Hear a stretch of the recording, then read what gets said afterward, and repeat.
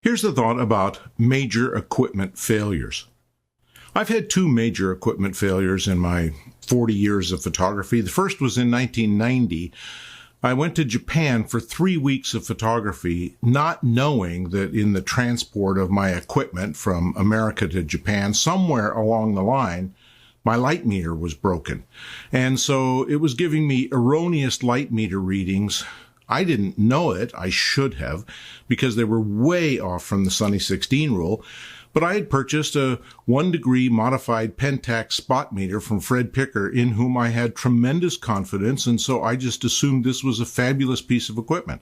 Had nothing to do with Fred Picker that it went wrong, had nothing to do with their modification, but I probably dropped the meter or banged it or did something, and it gave me wildly erroneous meter readings throughout the entire trip. It was a major failure, complicated by my own stupidity, because I didn't recognize that a Sunny 16 exposure of 1/4 of a second was probably not right.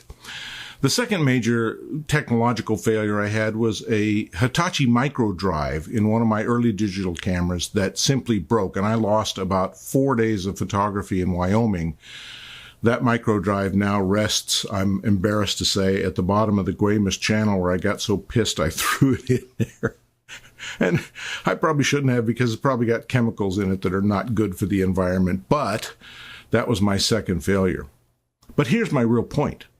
40 years of photography and only 2 major technological failures. That's amazing. The equipment we have to work with is mind-boggling. And of course, anything we can do to prevent major failures, we should. So I now have a camera with 2 cards. I now double-check my exposures every night in my hotel room with my laptop, etc. There are things we can do to prevent failures, but they're going to happen, hopefully no more regularly than once every 20 years.